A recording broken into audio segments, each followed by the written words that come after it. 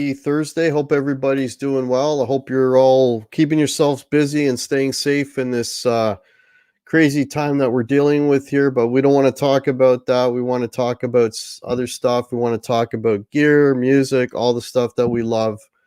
So welcome everybody. Welcome everybody to the Hack Show. So hope everybody's doing well. So for today, I have with me a guest. This is his second time, I believe, on the Hack Show. Everybody knows him. This is Eric from Music and Gear Network. He's got a fantastic channel himself. He's got great guests on. He's got several shows on the channel. So without further ado, let me bring Eric on.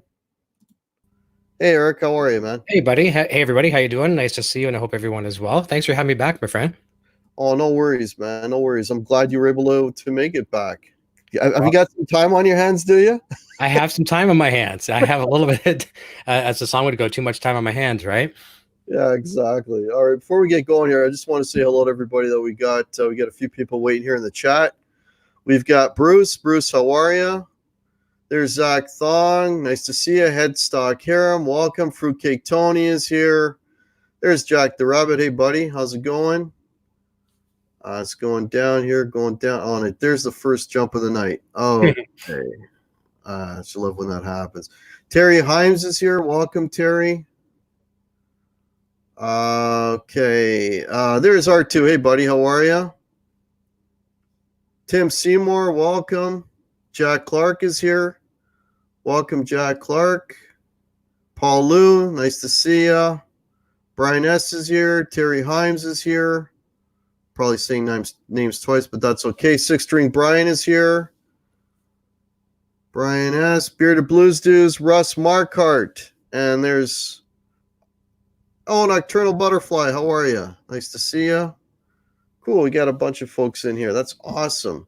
Got 25 people in here right now. Very cool. Very cool. Thanks, everybody. There's Dan in New Jersey.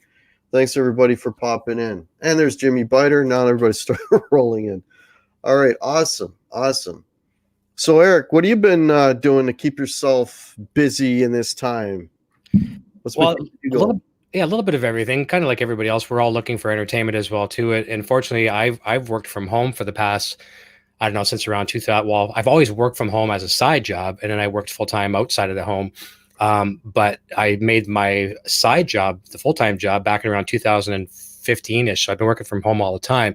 So it's not a lot different other than me not meeting face-to-face with customers anymore. Right. Sometimes with video calls and stuff like that. And when this all hit, I was a little concerned. I thought, like, we were both a little concerned here in the house. We're like, okay, because, people are worried about stocking up on food and where's the money flow going to come from? Well, my worry was obviously the food and things like that. But, websites, what I do for a living, is not exactly everyone's priority, in a pandemic or whatever you want to call. I guess that's what we'd call what we're under. Yeah. But fortunately, like, I'm not one of these people that likes to profit off of, bad things. And I never would be that person. But at least people are reaching out to me saying, can you put some updates on my website saying, here's our new business hours, or here's our new policy, and things like that. And that was coming in pretty steady. So at least I was like, okay, we can keep the internet running for a little bit longer. So work has been somewhat steady. So I can't complain there. A lot more guitar playing, a lot more time, spending with Junior and Sandra, and just kind of enjoying the things that we often take for granted. I was watching a live stream earlier today, and the guy was saying, a lot of times, we want to go look through some old hard drives and clean up some storage space on our computers, or maybe we want to rearrange our living room, or maybe all those things that we always say, okay, I'll do tomorrow. Now we have to do all those things, and I'm trying to slowly catch up on some of those. I know Sandra's going to have a list for me like this now that I've said that I have time on my hands. So I'm going to be busier now. But yeah, I've been keeping busy. It's very, very seldom do I find myself like I'm bored stiff. That doesn't usually happen. I got a Nintendo Switch, so I play that once in a while, or if I have any extra spare time. I am thrilled that I have this hobby. Yeah, I know, right? You know what I mean? It's a bummer that, I think probably the thing I miss the most is just playing with other people. But I still get to play, there's backing tracks. Mm-hmm. And what's really been occupying a lot of my time lately. And most of the people in the channel know that I think it's been about a week, a little over a week, I went out and I bought an HX Effects, and my timing was perfect because I know what was coming. And I've been spending a lot of time on that. And I know, obviously, you're a big Line 6 Helix guy. A little bit. And, I'll tell you, it's at first it was let me duplicate what I have on my pedal board on this unit, and I was able to do that. I mean, the learning curve, just pressing buttons right on the unit. I didn't even touch the HX editor until like 2 days later. Right. I was just literally hitting buttons on the thing. No instruction, nothing, but it's just so intuitive. It is. That's one of the things. The interface on it is on all their units. That's one thing I like about it the most. I'm not saying any of the Helix family products are better than the other brands. I mean, you got Boss, you got Kemper, you got Headrush. There's so many great units out there. But the user interface is, I think, what brings a lot of people over. And then they back up that user interface with a nice sound. So it is a very pleasant experience. Okay, we got a few more people that popped in here. I just want to say hello. Dan in New Jersey, Jimmy Biter, Hugh Caldwell is here. Hey, Hugh, there's Mark Dillon. Nice to see you. Brad Miller is here. Fender Guru is here. Hey, guys. Welcome, everybody. There's Merrill J. There's Gurr. How you doing, Gurr? Lars Guitars is here. Will Dunham is here. BC Rich 581. All right. Hope everybody's doing well, man. Hope everybody's doing well. Indeed. Yeah.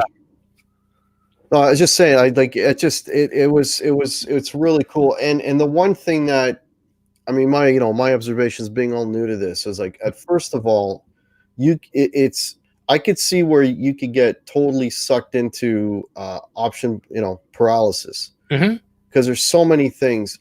I think if anyone was to have something like this, or like as their introduction to effects, I think throw them a rope, because they're done. Like there's no way that you can navigate.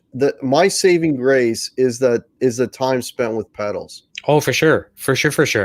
I say that all the time when it comes to Helix or HX Effects or Stomp or anything in between, or the other brands as well too. If you have a working idea of how things work in the real world, if you know, like, okay, a chorus, it sounds better here, reverb sounds better here. Not that it's right or wrong wherever you want to put it, but if you have a working idea how to get a tone right away on a pedal, moving over to the Helix family is easy. And I know Brian Cote would probably back me up when I say this, because he's a photographer. I'm a photographer. It's what I do for a living as well too. It's kind of good to know the rules of photography before, like, learn the rules, and then you can break them. And I think that probably applies to just about anything in life as well too. Learn kind of the concepts, and then, okay, that's the kind of the common platform that we should be going with. And then here's how we could, break the rules. Like, perfect example, we were talking about on my show a couple of days ago with one of my guests, talking about the spring reverb and Helix. And, you would normally not take a spring reverb and throw it up in front of an amplifier, but you do that. You put a compressor in there with it, and all of a sudden the 63 spring reverb comes to life. But it's because we broke the rules. Right.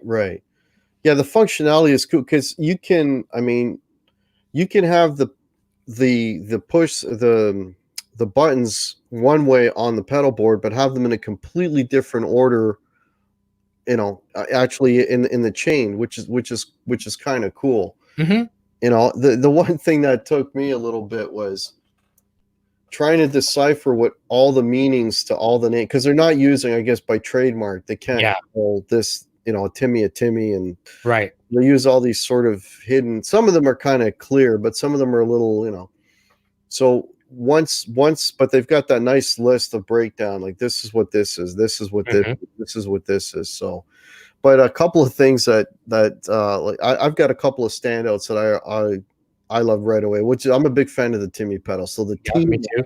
Call it. That's like, that's one of my favorites. And what's really nice that I missed a lot is I used to have the old Boss. Oh, what was it? Wouldn't have been like C2 or C3, I think. The CE2 analog chorus? Yeah. Oh God, I wish I still had that pedal. Yeah, they have that one in there modeled. Exactly. Yeah. And I miss that. That pedal is just phenomenal. It's so lush. So that was nice. I mean, I'm finding effects that I've had and maybe lost, and it's like I'm rediscovering them in the Hmm. which is kind of cool. It's kind of cool. And yeah, the options are just staggering. I'm not sure how often you go into the legacy effects. Do you ever experiment to the legacy? Yeah. I Because used to do it first. oh, good. Well, good for you because a Yeah. lot of people neglect that, and that's the older M9 stuff. And there's some beautiful, beautiful stuff in there. And it's something this is another lesson in life that I didn't coin the phrase, obviously, but certainly, but getting out of a comfort zone. And I try to tell people this on my show, talking about the Helix products. And it could be with guitars. Maybe you're a Strat guy your whole life, and you should play such and such a guitar with a P90. Get out of your comfort zone, and wow, P90 sounds great, right? So I say the same thing with these effects. Try an effect that you normally would probably, in some cases, never been able to afford. Some of these boutique effects that are crazy, or just maybe they're one-off effects. You just can't find them. Try something you would just never try, and you'd be surprised sometimes. Not only do you like it, it might actually inspire something out of you as well too. Like I found one. I'm a big fan of a phaser. Obviously, being a Van Halen fan, the Phase 90, the script, all those things are my favorite. One of my favorite pedals on the planet. But going back to the legacy, there's one called Barber Pole. And for any of you that have a Helix product and haven't tried that, go into the modulation effect, sorry, the legacy effects modulation, and click on Barber Pole.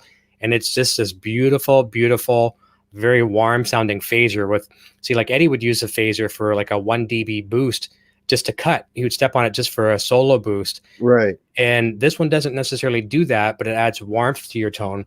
And it's to die for. We got a few more people that popped in. I want to say hello to Dale Palmer is here. Welcome, Dale. Dwight Bailey, welcome.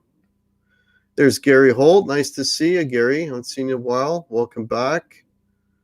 Okay, just going down here. Hey, Alex Radford is here. How are you? There's Johnny Bean. Hey, Johnny.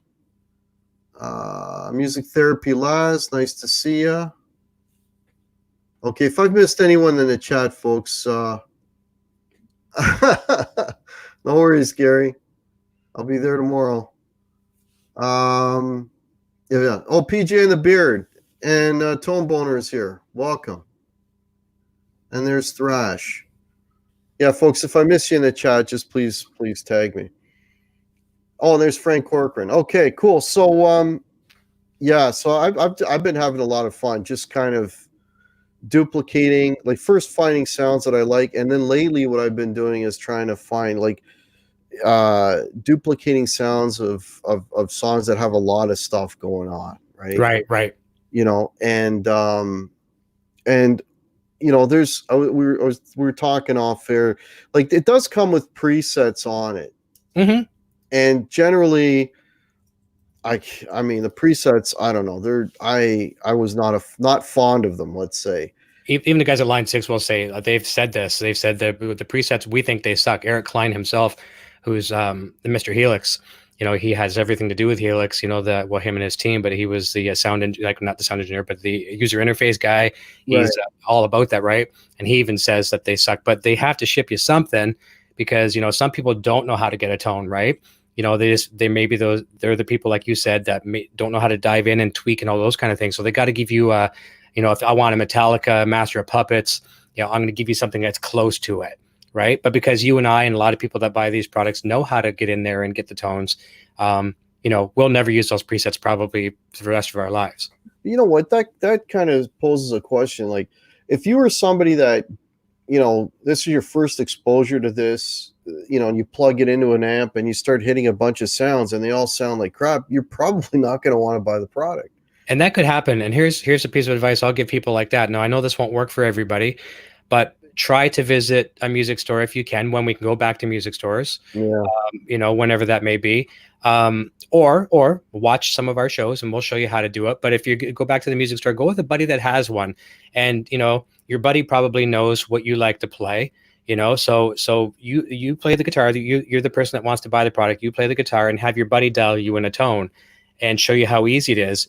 And that will probably be a better starting point, and at least a fair way to let you make up your mind if this is something I might want to invest my money in. But I do agree with you. Sometimes you could get turned off by the presets, and that could be on any product. I mean, it doesn't matter. It could be. Oh no, I know, but I'm thinking like, I mean, these guys obviously know what they're doing. Like, I would, why wouldn't they just, put together like, maybe 5 preset, maybe fill the first bank, and just have so people can hit it and wow, it sounds great. Oh, look, this one sounds, what I mean? Just have like some decent stuff right off the bat.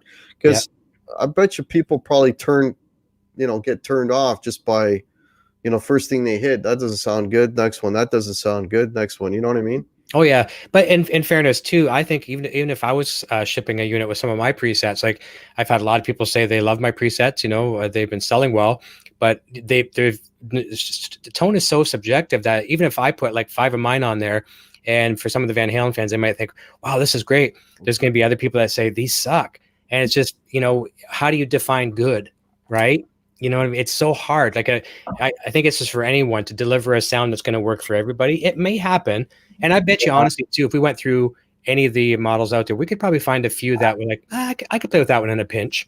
But I get your point. It's it's tough. How do you make a good sound? Or here's another example.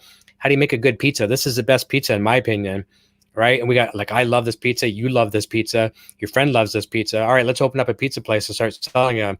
And then a lot of people come in and are like, too many anchovies, or example, right? Yeah.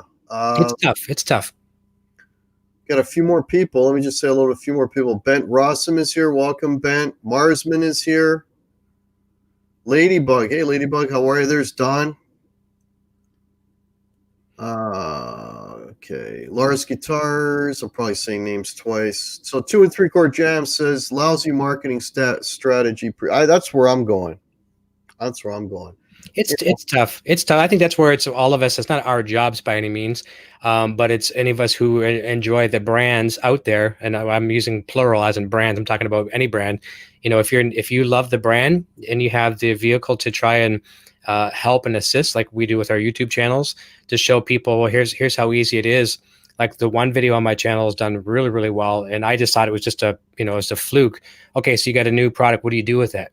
And that one was my #1 video of the year last year. I just showed people, okay, well, just like you getting your product last week or so, you take it out of the box, you plug it in, you'll make it a Line 6 account, you download the latest firmware, which always gives you more effects. And if you're on a Helix, it gives you more amplifiers and stuff like that. And then the rest of my video was now here we drop these little presets in, or not presets, but effects blocks. And I had people at the end of the video saying, can I have that preset? I'm like, you're kidding, right? Because I just built that. It wasn't made to be anything, but it goes to show you that it's so easy to develop a tone. And I know this is from your experience, from years of being like you, using pedals, using good amplifiers over the years. I could take just about any modeler, I'm sure I could, and get a sound that would work for me. And now here again, I might be a little rusty if I grabbed a Boss unit or I grabbed a Kemper. Especially if I grabbed a Kemper, I would be lost, like learning the interface. But I could have an effect or a sound that I could live with in a matter of a few minutes. Now, could I make it to the world's best preset? No, but I could at least get a sound right away, knowing that distortion should be here, compression should be here, reverb would be nice here. So, but you know what? It's a now we have all the time in the world on our hands, as we talked about. We can take our time and experiment and make a lot of mistakes, and hopefully less mistakes. And then we can share it with our friends and say, look, here's a time-saving tip for you that I did, that I spent 2 hours on this. Now you can do it in 5 minutes, right? So it's fun to share and see other people's excitement too. Yeah.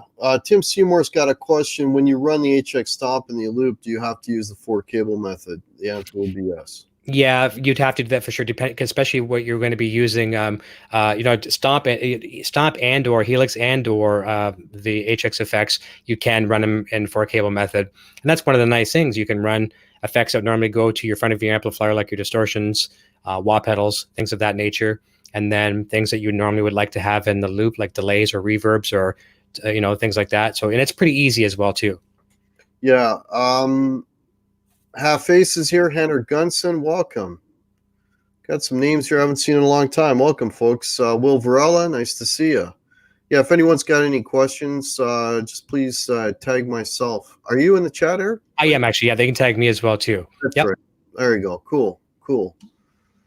Yeah, there is that site on the Line 6 site where it says custom, I forget what they call it, Custom tone? custom tones, Yeah. where you can go in there and you've got just users that have sort of made their own, uploaded them, and I tried a bunch of those, and again, it's the same thing, like you were saying, there might be like 10, maybe out of the 10, one is kind of good, and then the rest, Mhm. are, you know, but it's cool that the people are doing that, and I know there's websites and forums where people are always exchanging Mhm. um, you know presets and that. I've said this before, and I'll stand behind this. I don't think on the planet, I don't think there's one bad preset. And people might laugh at me because that sounds silly. But what I mean by that is, let's say you download something and it sounds horrible, right? It's like, okay, it's supposed to be this thick, nice, rich distortion, from what it's claiming, and it just sounds like mosquitoes at your ears. I guarantee you there's something in that preset somewhere that is either something you haven't tried or maybe haven't thought about. Like maybe there's just a delay. Maybe it's some kind of an analog delay that you've never, tape delay or something you've never tried. So that could be the little silver lining in any. The nugget, yeah. Yeah, right. And I've done that a million times. Like when I first got into Helix, I mean, I was on custom tone. I downloaded practically everything, and going through, oh, like it, and then I write it down. That's a cool one to come back to. Don't like it, don't like it. But I always found something. I was like, oh, why would that person do that? Now the person either maybe didn't know or broke the rules, because he does know how and broke the rules. So there's always something you can learn from every preset. Yeah. Dave's Guitar Channel. Hey, Dave, how are you, man? Blackjack Guitar Nut is here. Hank Hill is saying, are the presets dialed into sound good through the direct output? Might be why the presets sound bad through an amp, but decent through direct out. I don't know, Guitar Nut. That's a very good question and very fair question, because a lot of times, hopefully, when you're getting these presets, they'll give you a good enough description. They'll say was built, like for me, most of my presets are built without using amplifiers because I don't own amplifiers anymore. Right. Every amp I have. I'm just using strictly digital. So people might be building them just for digital. They might be building them for digital and amplifiers. So you have to, before you knock a preset, you have to think, okay, well, how is this person building it? And maybe also this person was just building it through headphones, and they have like really cheap headphones. And it might sound good in their headphones, and then you put them on nice monitors or a real speaker and they sound bad. So you never really know the playing field where it's created. So it's hard to analyze sometimes. Yeah. Here's a question for you. Mhm. From Bent. He's saying, Music Gear Network, what device do you think does the SDE 3000 thing best? DD500, HX effects, or something else? I get that effect pretty good. I use that a lot in my presets. Now, go back again. Which one was it? The 3000, the harmonizer, or the SDE 3000. He goes, which does that sound the best? Is it the DD500, the HX effects, or something else? They're both pretty good, because I had the DD500 for quite some time on my board, and I even did some demos on that. Because for me, I was trying to replicate some of the Van Halen, ping pong stuff and some wet dry wet, and you mix it in there with the harmonizer, and it was phenomenal. So I would say a DD500 if that's your game, and you want just a cool delay unit, then I would say go get that unit for sure. But if you're looking for something more than just a delay unit, I would get into HX effects or one or the other, depending on where your budget is. So that's being 100% unbiased. DD500 nails it, and a lot of other great delays. The HX line will give you that plus a lot more. So probably in the end, the money would be more wiser spent on the HX, but I certainly don't want to take away anything what the DD500 can do. Yeah. Well, I was talking to Ben earlier today, and he's thinking about it. Oh, cool. That's nice. Well, anytime somebody's thinking about a product, that's cool. You see the gears turning, and because sometimes people, sometimes we're afraid of things we don't know anything about, right? Like, and I'm not saying that in a bad way. Like, before I got into computers, I used to run an electronics store, and this was back in the day when we were the major competitor to Future Shop before Future Shop became Best Buy here in Canada. We're the major competitor. And my district manager says, okay, you're going to be the #1 computer store. And I knew how to work Microsoft Publisher. I mean, that was it. That was my computer knowledge. And a and I feared computers. I hated them because I feared them. Hmm. Then I realized there's not too much I can do wrong. And that same thing went over to photography, went over to music and all that kind of stuff. But when you person start to ask questions, that's like in sales, right? When people are asking you questions, that's great because they're interested. You want to see what they want to learn. So in this case, leaning towards a new product, which is cool. Yeah, what I started doing for fun, just to again, is try to dial in tones of like that are very specific, like the Cult She Sells Sanctuary. There was in the custom presets on the Line 6, there had someone that did that sound Yep. Yep. for She Sells Sanctuary. I wasn't a fan of it. It was too messy. Right. So I decided to do one from scratch, and I tell you, it's fun. It's like you've got, I don't know, all the like every paint color there is. Mm-hmm. You're listening to it, and again, this goes back to I really, it's almost like you got to take you have to the prerequisite for this is you got to know pedals. So Yes. I'm listening to that. Okay, that sounds like a chorus. Okay, that sounds like, okay, there's some delay there, this and that, and then the matter of sort of blending. Oh, and there's a little bit of drive on that, and then kind of bringing them all in, getting the mix right, and then duplicating that sound. And when you get it, you get it, and it sounds great, and it's really, really fun, man. I agree. Well, here's a funny thing too. Just a couple days back, it's probably going about a week back now. Eric Jr. come to me, and he's not necessarily as knowledgeable as you and I are when it comes to pedals. He when sometimes I'd get a new pedal, I'd give him one of mine, and he had a pretty extensive pedal board at one time. But he's only 14, so he hasn't had a lot of years with pedals like we have, and especially all the pedals going back to when we were kids, teenagers Right. in the '80s and stuff. But he came down one day from upstairs, and he's a real fan of. Well, he's a fan of all kinds of music, but there's one fellow he listens to. He used to be a famous YouTuber, but he goes by Joji now, and he's got this song out there called "Run," and it's actually a really, really good song. It's like umpteen million streams on Spotify, and it's just phenomenal. But it's got a beautiful kind of very nice, simple open chording arpeggiation picking style to it. And he Right. goes, "Can you help me build a preset for that?" And I'm like, "Yeah, sure, I'd love to," because I heard him playing and I just love what he was doing. So he says, "I think we need some reverb, we need some trem, need some chorus. Can you get me a chorus?" And then he hates when I use delay. And I put a delay on right away. He's like, "Dad, take off the delay. Get the delay out of there." But anyways, he told me what he wanted, and he knew in his mind what he wanted. So I did it, and then he's like, "Oh, phenomenal!" He loved it. And then he heard me playing one of my lead patches. He goes, "Can you make that as a snapshot on the preset I've got now, so I can go to the lead section and do it?" Right. And he knew exactly what he was looking for. And this is a 14-year-old kid. So it goes to show you, if just a slight bit of history with pedals, amplifiers, and it doesn't have to be great amplifiers. It could be solid state little $80, $90 amplifiers. As long as you know how to get an overdrive sound and what's a clean sound, you should probably have not too much of a learning curve. Will Varella's got a question, Guitar Hack, a question for you and Eric. So with this thing going on, are you guys and others on the chat playing more? Oh, yeah. In a way, it's a good thing making you practice things. I am playing every day. Yep. I said this a million times, and this is not a sales pitch. I mean, I love the brand. I created a show because of the brand. When first of all, when Helix come into my life, I mean, it's just a modeler. I'm gonna let's make it real simple. Let's just call it what it is. It's a modeler, and there's other good ones out there as well too. I had a guest on my show way back. This is back in the EVH days. Jeff Waters from Annihilator. I'm not sure if some of your people in the chat will know him. They're like the Canadian Slayer. Jeff has moved now over to England, but phenomenal band, and he was endorsing EVH amplifiers, and he was an Epiphone Gibson artist as well too, and obviously a Line 6 artist too. That's where I left that off. So we're going through all his studio. He's showing us all of his guitars, and then we got to talk about his newest album. And I said, "Well, did you use the 5150 on the record and stuff like that?" And he's like, "Oh no, man! All the guitars for all of us are all Helix." And I think I'd heard the term before, other than the Canadian rock band Helix. I heard the term, but didn't really know much about it. And then that episode did pretty good.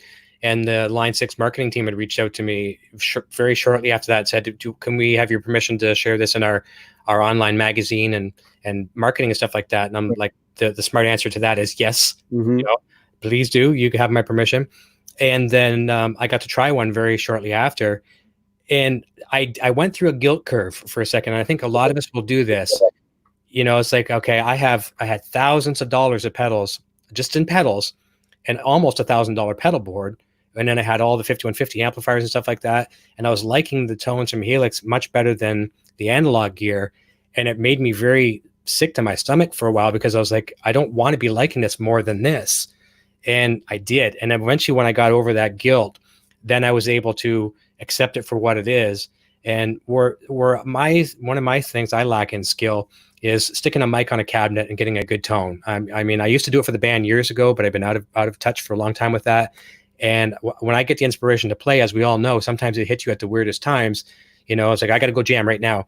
And then you go in there, and if you're trying to record and you get a bad tone, it's like, screw this. Why do they even bother? You know, there's probably more things that we've thrown away because of that. With these digital products like Helix, I walk in here. A lot of times I have wireless. I have my wireless here on the desk at all times, usually charge it. So I don't change anything. I plug into my guitar. It's hooked up to the rack way behind me there. You can see it glowing green back there. Nothing changes. My tone is exactly the same. So the only thing that changes between me, or the only thing that changes from day to day, is what's my attitude like that day. Am I in a good mood or am I bad mood? My tone's going to be the same. Yeah. And I love it. It made me play more. It made me a better player.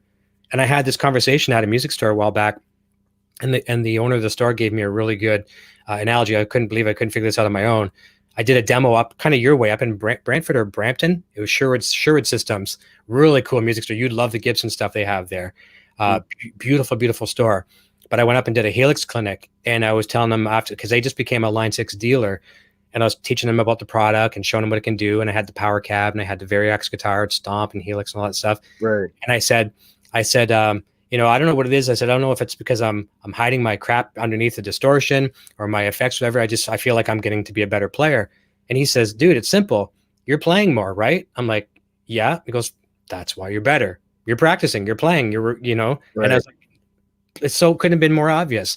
I just, you know, and sure, I'm hiding some of my crap under the distortion too, but I was like, yeah, I'm playing guitar more. And it just, what better end result is that?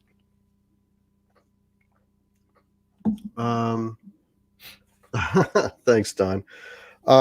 Yeah, I think for me anyway, my biggest, how would I put this? What I'm the most picky about of any effects pedal is drive. I'm confessed cork sniffer in terms of drive sounds. You know, that for me, it's everything starts with drive. Everything ends with drive. If the drive's not good, everything else afterwards is just it's crap. Yeah. And we were talking about this before off air before we started, and I was loving all the modulation effects and all the delays and all that kind of stuff, but I was not digging the drive pedals on this thing. And my pedals still do better. All that pedal still sounds better. But the power of the EQ. It is power, the 10-band EQ. The 10-band EQ, if Don is listening, because I've been telling Don about this. It's like you get as close as you can get with the drive that you're using. And and you know, and that's got an OCD on it, and it's got a Timmy on it, it's got a King of Tone, a Prince of Tone, you know, okay. You get as close as you can, and then you just go into that 10-band EQ and you just zoom that puppy in. Right? Agreed. If it's got too much fizz, take out 1K, 2K. Yep. If it doesn't have enough bottom, bring up the 450, whatever. Like, it's just, man, that made a hell of a difference. More so than the IRs. Oh, yeah. Yep. Right? Because the IR is really, if I don't have a cab sim, the IR is just really just changing my EQ curve. That's all it's really doing. That's right. You just have to know what were they modeling and where do you think that would sit in the spectrum, and just try and tweak a little bit of that with an EQ or add. Yeah. It's that and 10-band, and it's, again, even if, because I rarely, if ever, play with EQs, but it's just, you know, one frequency at a time, drop it, boost it till you like it. Okay, move on to the next one. Just move on to the next. Right. One. Well, you'll find some of the people that have bought my Van Halen presets from the Line 6 Marketplace, they'll notice that. They'll notice, I know some of the people in the chat have bought them, and they'll notice that my mids are dimed on, and I like that myself. And I'll tell you where that came from. It wasn't actually an Eddie Van Halen thing where I started getting into high mids. I was playing back in the day using a 5150 PV. I was using a 5150 212 combo for my clean sound, and it was modded with a 12 AU7 tube in the front before it went to the other 12 AX7s. It just gave a nice extra clean sound. And then I went AB over to a PV 5150 412 and a 100 watt head. And I was on stage one time, and one of my very first guitar player singers from my very first band as a kid, he became a really well-known engineer, sound guy in the area. And he could get tone like no tomorrow. He recorded our first record. And I was on stage one time. He's trying to motion me from back at the sound booth. And he's like, I'm like doing something like this. I'm like, what? Turn up. He's like, no. He's going like this. I'm like, dude, what? And he got all mad. He come running up. He comes up to my mids and goes, whoop, and dimed him, because I had him like probably at about 9 o'clock, right? Scooped like a real scoop sound. And all of a sudden I just heard my amp like I'd never heard before, because we were a 2 guitar player band. Right. Like, ooh, wow. Right. So from that moment on, it was great. And there's a friend of mine, Neil Morris. Look him up on, I think he's over in Ireland. He has a really cool YouTube channel, and I think he's a Charvel Jackson artist and possibly EVH artist. I'm not sure, but he does a lot of that stuff. And he did a video on me one day, and I've never actually, well, I'm sure there's a couple of videos where people have used my names, but he used my name in a good way. And he said, we're going to try the Eric Broadbent method. And he was playing this amp, and then he goes, now we're going to dime the mids. He put them on full blast, and he was kind of like, oh, wow. Right. So fast forward over to Van Halen of last year, I guess it was in the last part of the summer, fall, whatever, that exhibit that was over at the Play It Loud exhibit over at the Metropolitan or whatever. Yeah. So everybody's stuff's there, right? From Hendrix to Jimmy Page to, you name it. Van Halen's rig was there, and people were taking some of these photos that were on the stage, and they're looking at it, the 10-band EQ that was sitting there, right? Mm-hmm. And it looked like, if you're looking at the photos and you don't know much about Van Halen, it looks like it's like this. But they didn't realize the photo, that's Eddie looking for Eddie's perspective. Eddie's looking at it like this. So Eddie's looking out towards the audience with his pedal, with his mids like this. So you take that EQ and you dime the mids, and a lot of people that don't know how to set an EQ will make a smile face on it, right? Yeah. And it's just, I mean, I've done it. I've done it before. Buy home stereo, make a smile, right? Don't do that. Put it like this, and all of a sudden your tone is just, it's, especially if you're in a 2 guitar player band, but even if you're in a 1 guitar player band, it cuts. I was just gonna say that, like, if you're in a 1 guitar player band, you can pretty much get away with most things. But if you're a 2 guitar player band, if they tell me if somebody, we can't hear your leads, or we can't hear your whatever, I don't touch the volume. No. I touch the mids. Yes, exactly. That's just dialing in that little bit of an EQ. That mid is like a friendly EQ. Exactly, right. And that's what's gonna take you out of the mix and make you heard for that portion of the song, right? Yeah. Because everybody's got a little bandwidth that they have to live in.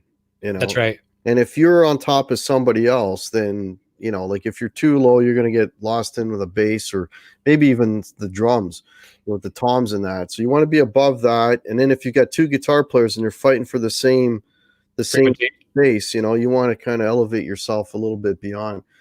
And even here's the thing, though, and this is probably the hardest thing to kind of to learn, right? Mm-hmm.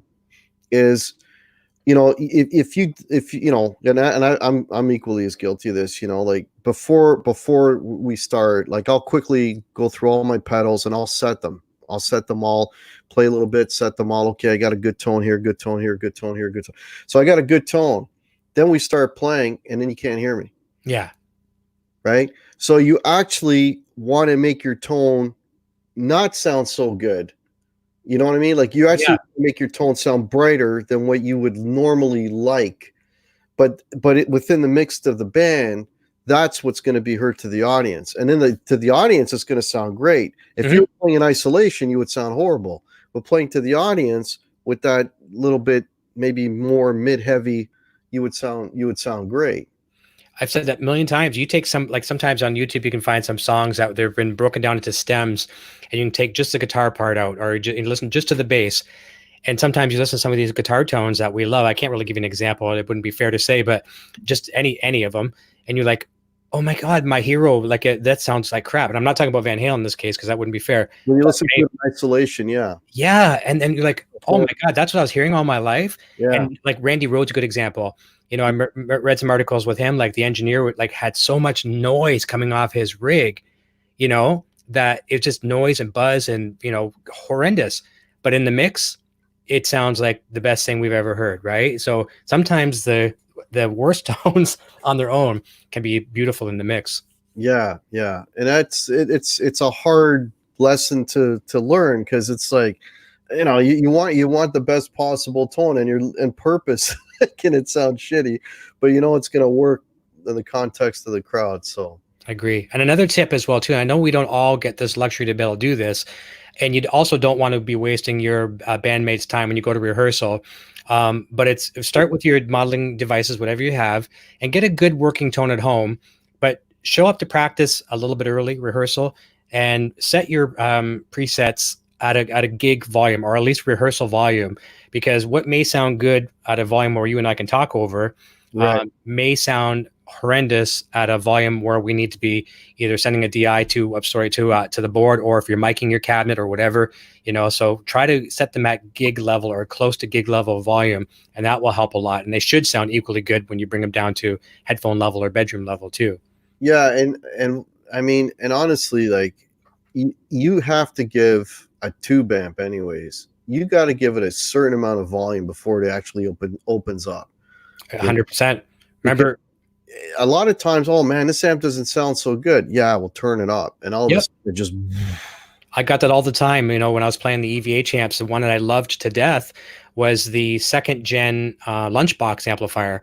It was very, very nice, and it had a clean channel and a dirty channel now instead of dirt and more dirt, and I loved it. But I used to field comments every single day that people would say it sounds fizzy. You know, between one, and it was a loud amplifier for a 15-watt tube amplifier, between 0 and maybe 1, which you could still play at a level that would be loud enough that it'd be loud even between 0 and 1, somewhere in that little spot. And right. then when you go to 1.5, the fizz went away. Now I don't know if they fixed that, but at the time, but since then, but you do need that. Yeah. But nowadays with the modeling, now we can be playing at 3 o'clock at night, and 3 o'clock in the morning, I mean, and not disturbing neighbors. We could be playing at a bedroom level and have like a mastered tone. It sounds like it's come off of, you know, like a Bryan Adams studio or something. Yeah, the chat's talking about Randy Rhoads' tone. Yeah, his tone was pretty rough.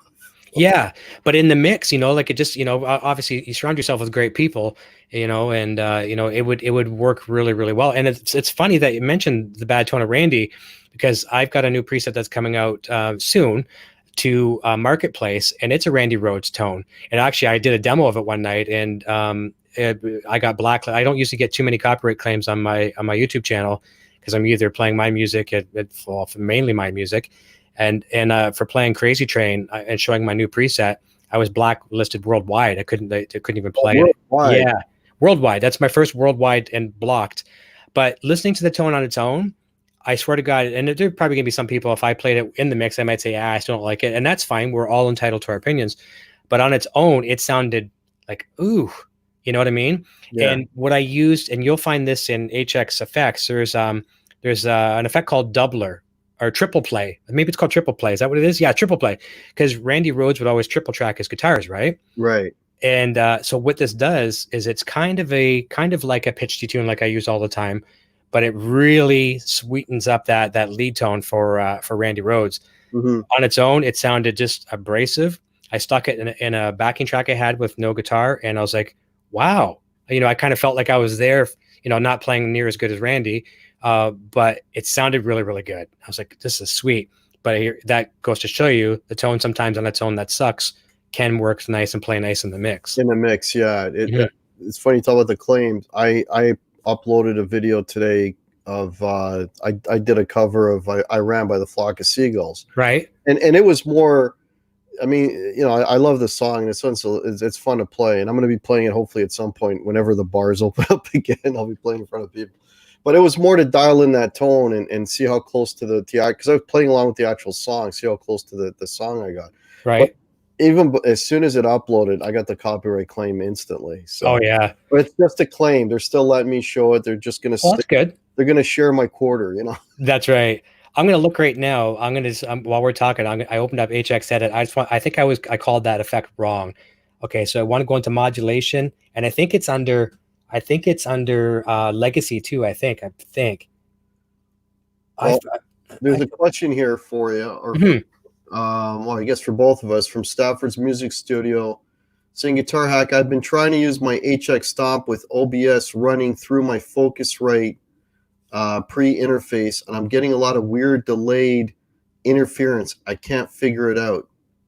And who's that from? Is asking for any advice. That's Dave Okay. Stafford Music Studio. Yeah, drop me an email. I can probably help you. There could be a delay offset, and he said into OBS. Yeah, he's running through his Focusrite into OBS. Yeah. Okay. Sometimes there's a delay offset you have to put in OBS. And mine, what I've done, I've had to find a sweet spot. It took me forever to do it, but I have to put minus 300 milliseconds as a. But if he's getting noise interference, that could be something else as well too. Drop me an email, and I'll be happy to help troubleshoot.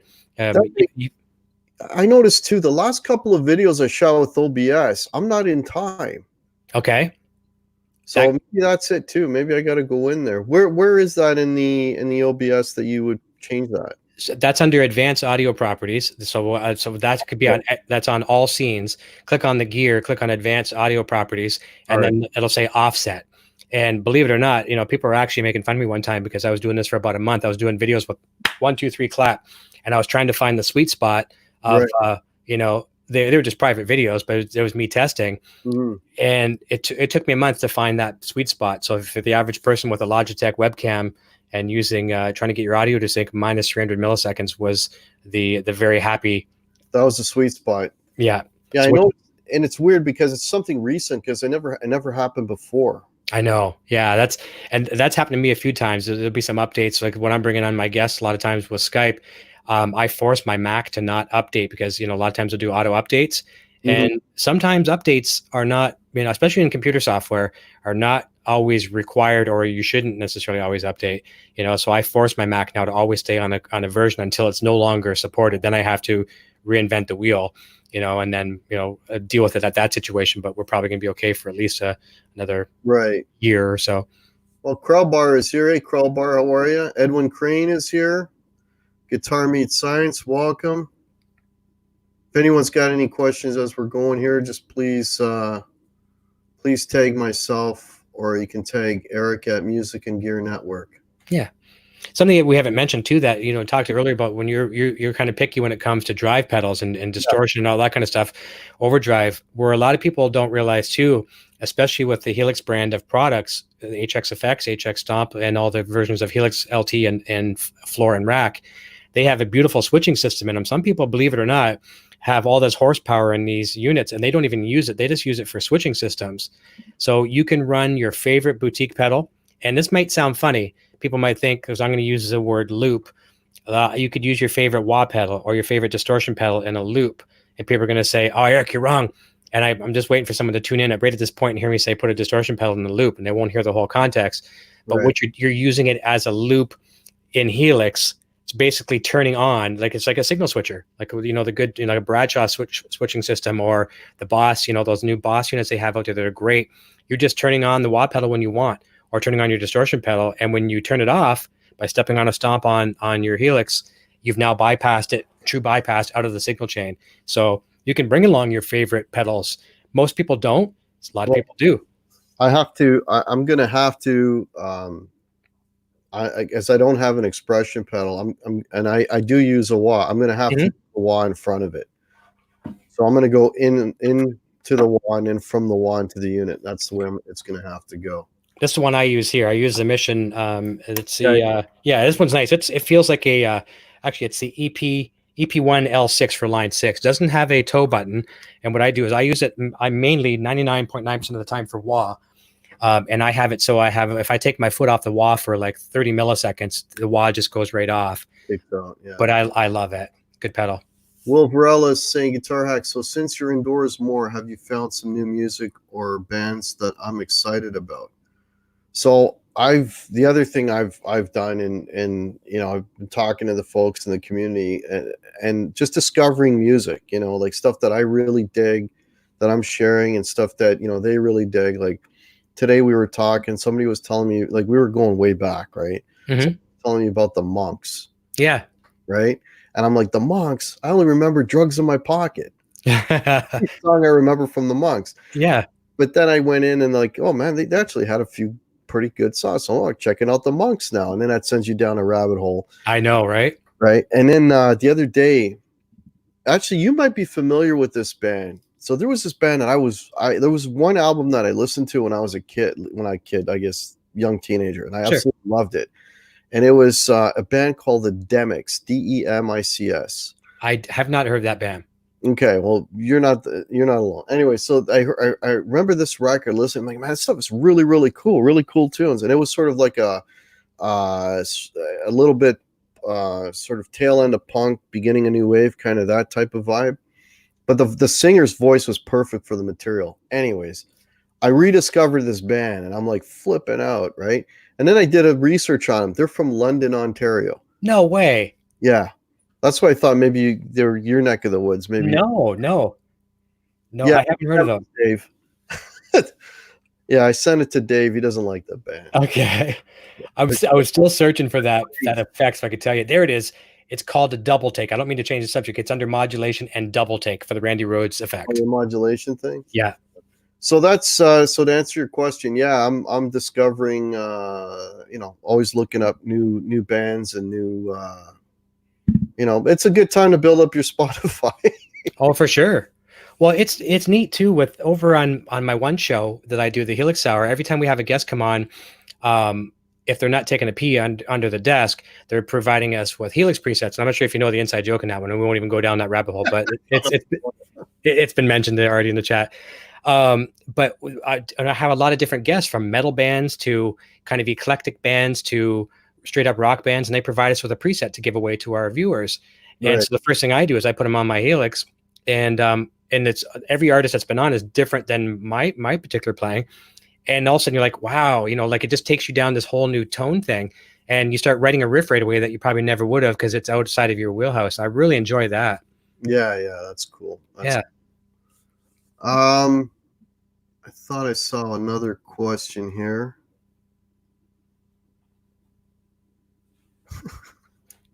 Sorry, I just got a lot of That's all right. funny comments. Yeah. So speaking of guests, so who have you got coming up on the show in the next few weeks? This weekend and next week are pretty busy. We've got tomorrow. I was supposed to do this yesterday, but I'm going to have an off-air interview tomorrow at 5 with Frank from Line 6. He's going to give all of us an update just on staff working from home, and updates still coming from Line 6, and like basically reassuring their customers that they're there for you. So it'll be a real short video. And then tomorrow night at 9:00, I've got Jeff Scott Soto coming back from Sons of Apollo. Yeah, yep. And Ingve and all those great bands, Journey, Trans-Siberian Orchestra. Sunday over on the Helix Hour show, I think this is his fourth return to the channel, not to the show, for third time to Helix Hour. Billy Sheehan's coming back. Nice. He's always doing cool things. He'll have probably another Helix preset for us, and he's got a lot of new irons in the fire as well too, with different products from the brands that he endorses. And then the next Friday, I think this next Friday night at 9:00, Orianthe's coming on the show as well too, over in Rock Shop. So should be fun. Yeah, you got a lot of really good guests coming up. That's awesome. Yeah, lots of fun. Keep me busy as well too. I don't like to be any more idle than anybody else. So it's stay busy and have fun, and provide another outlet. Whether it's someone watching Netflix or watching some of our shows. Just doing our part to break up the boredom, right? Yeah, exactly. Music Therapy Laz is asking me, where's the best place you found so far for preset sounds for your Helix? So I haven't really done a deep dive in that, Laz, but there is on Line 6, there is a tab on the website for custom tones. Mm-hmm. So you just punch in your product, which for you would be the Stomp, and there'll be some, and take it with a grain of salt. You'll see, I guess the ones that have the most downloads are probably the better ones. You can kind of Sometimes, yeah. You know, Yeah. or they'll have. I think there's a star rating. Isn't there also a star Yeah, rating? there's a star rating. Yeah, I've got a few up there as well. The under on the free ones. If you look for Floyd Rose 5150, those are all my presets. I've got them for HX Effects, HX, I think Stomp, and Helix. And then this is not to plug my own presets because there's other great ones as well too. But over on Marketplace, that's the commercial presets where you buy them, and where I think where Line 6 differentiates, they provide a open platform to everybody. That's custom tone, so you can upload anything you want. It could be from Billy bringing home his Helix the very first day from Long and McQuaid and uploads his first preset, to it could be a seasoned professional touring veteran musician and he or she's uploading their presets to custom tone. Then they have Marketplace where they pick certain people across the world, and there's not near as many, right? There's, I guess right now, if you're to guess, I'm going to say maybe 10 of us. I'm one of 10 or one of a dozen where we're up there and we sell our presets, and they just don't go up there and they sit there, they get approved. That's why when I say a new preset's coming, I have to do a special portal. I upload stuff, it has to be physically downloaded by people at Line 6, tried, make sure it works, and then it's released for sale. So it's a bit of a process, but I've got some up there for the Van Halen fans. I've got they're called Pasadena Complete, and they give you all the eras of Van Halen, from the old Plexi style, for the first few albums, right up to Sammy Hagar era, then back to the David Lee Roth era when he rejoined in the reunion tours and stuff like that. And then I've got some other ones for the working people. Helix Trifecta just came out, and it's relatively cheap, $7.99. And then I've got one for Stomp as well, and I think it's like $4.99. But I guarantee you, and I mean, and take me out of the equation, there's other great sellers up there as well too. I mean, a lot of them are my friends. Phenomenal stuff. I encourage you to look at Marketplace as well too. Just to try free first. Always go free first, and then look at the other options, because we all have to put videos up there with our samples, what they sound like and stuff like that. So there's you can't hide behind it. HK's got a question here. He's asking, can you use amp cab patches through your own amp, switching amp sounds through the same real amp as an extra creative choice? Sure, you can. Yep, you can. So what he's referring to there is just like not on the HX effects, because HX effects is just strictly effects modeling. But through the Stomp or the other versions of Helix, yeah, you can use amp and even switch off an amp and then just use your amp's real tone. There's really the only limitations between those products or in those products are your imagination. So there's a million different things you can do. So yes, the answer to that is yes. There you go. Yeah, so you don't have to do the you can use your own amp. In other words, you don't have to do the powered speaker thing, which a lot of guys do. Now I've gone to the powered speaker thing. I'm using I mean, there's millions of them out there as well too, right? The QSCs and Yorkvilles and all the different brands. I'm using the power cabs, and one of the things I like about it, they reflect the sound I get out of my reference monitors. And what I do sometimes, this is the cool thing about Helix products and a lot of modeling products, is the advanced routing. So I'll make some wet effects where I'll send just a dry patch, just a dry sound, and I shouldn't say just dry, phasing, flanging, wah pedal, that kind of stuff, chorusing, to one amplifier, and then I'll send out a different path, all my wet effects, and to make it even more, and that goes to two other additional cabs, left and right stereo with one in the center, and I'll make a secondary path drop down. I'll put an expression pedal on it, and that lets me blend the volume going to the stereo amps. So if I really want to bring in this big wet effect, I can, and then I roll it back and I hear just a grit out of the middle. So there again, your limitations are just your imagination. Yeah, and there's MIDI control on there as well, isn't it? Oh yeah, well, like on the show the other day when I had Nathan Whitney on the show, he plays with the famous country artist Thomas Rhett. He was telling me what they do live, because sometimes you play in these stages, they call them like, the ego ramps or whatever, when the lead singer will run out to the front of the audience, whatever, or sometimes a guitar player will chase them. Maybe you got to get back to a lead preset real quick. So you got to run 30, 40, 50 feet sometimes in these big arenas. They're a Pro Tools rig when they're live, and they just send MIDI commands back to the board. So it'll switch his lead sound without even touching his board. So if he misses his cue, he doesn't even have to worry about it. No, that's cool. Cool, isn't it? That's cool. Yeah. All right. So we're rounding up to the hour here. I'll give it a couple more minutes, see if anyone's got some more questions for Eric. In the meantime, I want to thank Eric, for coming on. My pleasure. Thank you. Hey, no, thank you. This was really good. I'll do my usual speech. So, folks, we got a fantastic community here. Let's all support each other. Let's all keep this a positive place. Please stay safe out there, and just just do what you love doing. Play music. Let's see more videos. Let's see more original music. Let's see more content. Yeah, man. Just keep plugging away what you love doing. If you'd like to support the Hack channel, below I have. Thank you, Hippie. Yeah, like, share, and subscribe. That would be appreciated. Below I've got links to merch, Guitar Hack merch. I got cups, I got mugs, I have shirts, hoodies, all that stuff. If you'd like to go that route, there's also a PayPal down there. If you do not follow me on Instagram or Facebook, I also have the links down there as well. If you are not sub to Eric, I have Eric's in the cards. I have his channel in the cards. I also have a link for Eric's channel below, so check that out. So I'll share one thing with you as we leave. Speaking of my channel, my channel was hijacked a while back. I don't know if you know the whole story. You remember you talked about that on your show. Yeah, and it was driving me apeshit crazy. But what had happened was it was hijacked, but we got it in the nick of time.